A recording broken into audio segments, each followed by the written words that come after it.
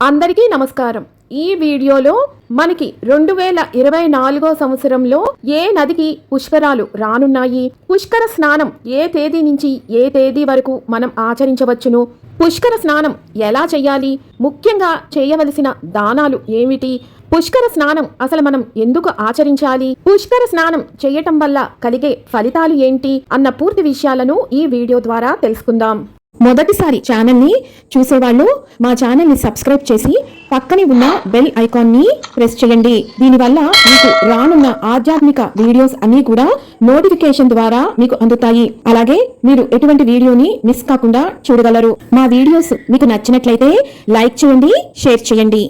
అసలు నదికి పుష్కరుడికి మధ్య ఉన్న సంబంధం ఏమిటి అంటే పోషయతీతి పుష్కరం. పుష్కరం అనగా పోషించేది అని అర్థం. నదీ స్నానాలలో పుష్కర స్నానం పుణ్యప్రదమని హిందువుల విశ్వాసం. నీరు నారాయణ స్వరూపం కనుక ఆయన స్పర్శచే పాపాలు పటాపంచలు అవుతాయని విశ్వసిస్తారు. నీటికి దాహార్తిని తీర్చడం, శుభ్రపరచడం అనే బాహ్య శక్తులతో పాటుగా మేధ్యం, మార్జనం అనే ఆంతరంగిక శక్తులు ఉన్నాయని వేదం వివరిస్తోంది. మేధ్యం అంటే నదిలో 3 సార్లు మునక వేస్తే తెలిసి తెలియక చేసే పాపాలు పోతాయి.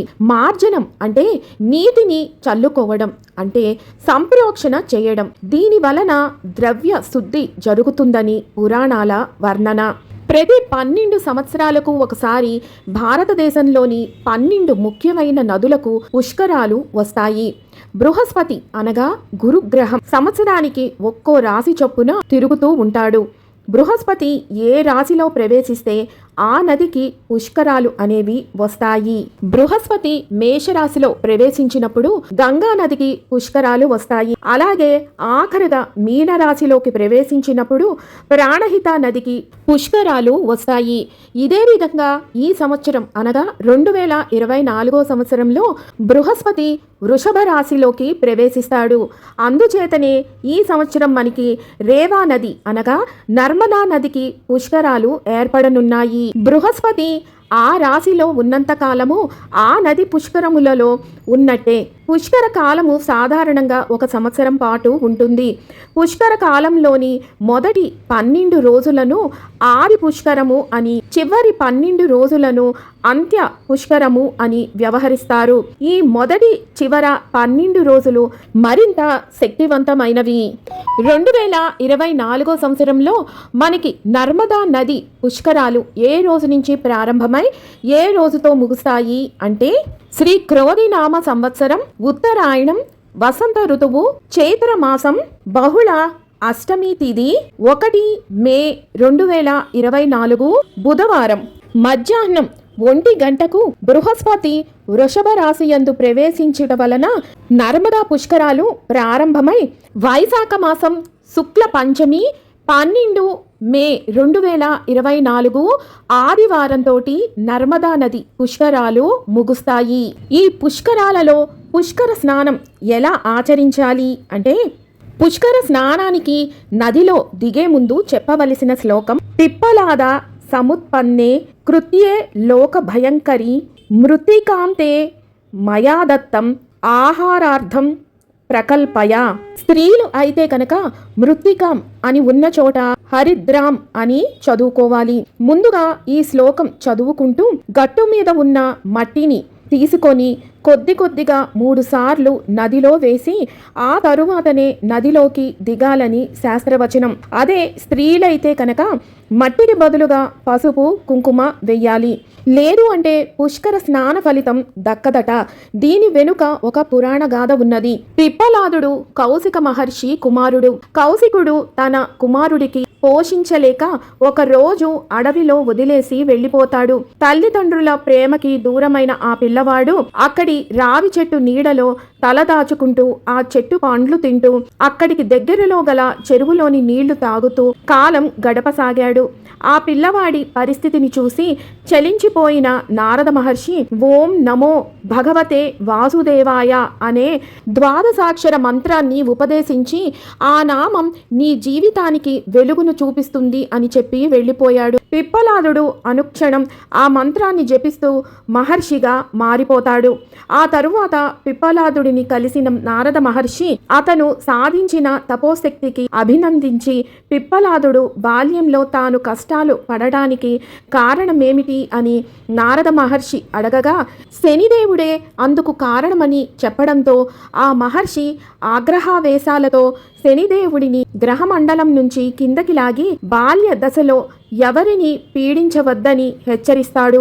ఇందులో దేవతలంతా అక్కడికి చేరుకొని పిప్పలాదుడికి నచ్చజెప్పగా శాంతించి శనిదేవుడిని తిరిగి గ్రహమండలంలో ప్రవేశపెడతారు. అందుకు సంతోషించిన బ్రహ్మదేవుడు శనివారం రోజున ఎవరైతే పిప్పలాద మహర్షి నామాన్ని స్మరిస్తారో వారికి శని సంబంధమైన దోషాలు బాధలు ఉండవని వరాన్ని ప్రసాదించాడు.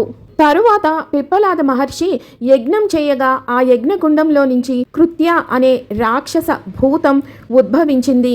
ఆ వెంటనే ఆకలి అంటూ అక్కడ ఉన్న దేవతలని మునులను తినబోగా వెంటనే పరమశివుడు కల్పించుకుని నిన్ను తలుచుకోకుండా స్నానం చేసేవారి పుణ్యఫలంతో నీ ఆకలి తీర్చుకో అని ఆజ్ఞాపించాడట. అందుకే పుణ్య నది స్నానాలు ఆచరించేటప్పుడు తప్పనిసరిగా ఈ శ్లోకం చెప్పుకున్న తరువాతనే స్నానం చెయ్యాలి. పుష్కర స్నానం ఆచరించేటప్పుడు తప్పనిసరిగా పాటించవలసినవి: ముందుగా ఇంటి వద్ద స్నానం చేసి మాత్రమే పుష్కర స్నానానికి వెళ్ళాలి.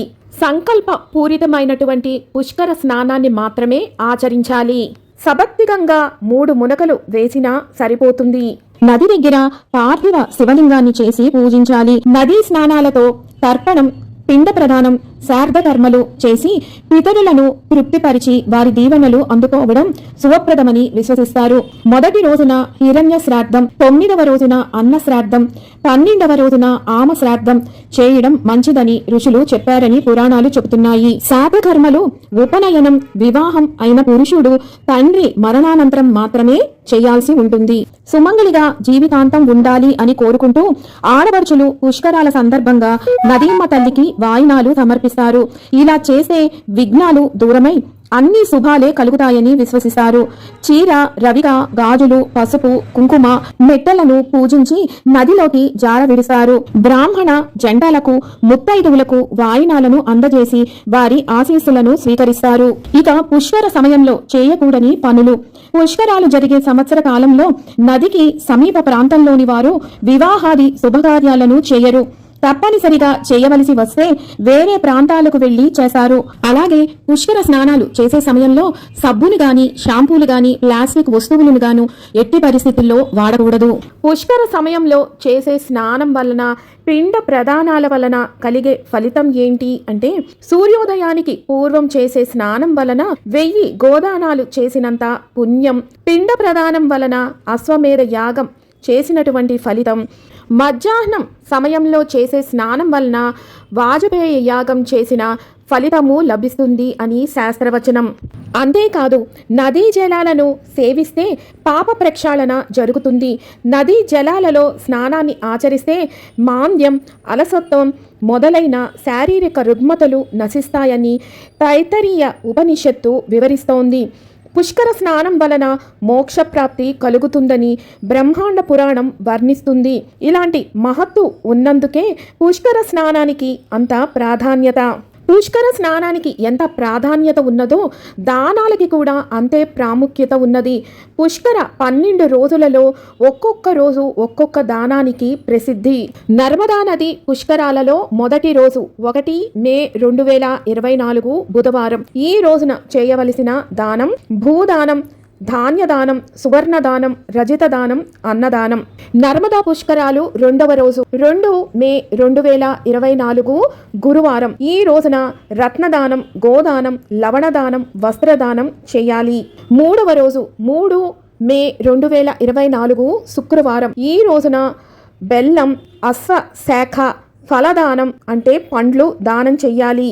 4వ రోజు 4 మే 2024 శనివారం. ఈ రోజున పాలు, తేనె, నెయ్యి, నూనెను దానంగా ఇవ్వాలి. ఇక నర్మదా పుష్కరాలలో 5వ రోజు 5 మే 2024 ఆదివారం. ఈ రోజున ఎద్దుల బండి, నాగలి వంటి వ్యవసాయ పనిముట్లను దానంగా ఇవ్వాలి. ఇక నర్మదా పుష్కరాలలో 6వ రోజు 6 మే 2024 సోమవారం. ఈ రోజున ఔషధ దానం, కర్పూర దానం, చందన దానం, కస్తూరి దానం చెయ్యాలి. ఇక 7వ రోజు 7 మే 2024 మంగళవారం. ఈ రోజున గృహదానం, మంచం, కుర్చీ, పీట ఇలాంటివి గృహోపకరణ వస్తువులను దానంగా ఇవ్వాలి. ఇక నర్మదా పుష్కరాలలో 8వ రోజు 8 మే 2024 బుధవారం అమావాస్య. ఈ రోజున చందనం, కందమూలాలు, పుష్పమాలలు దానంగా ఇవ్వాలి.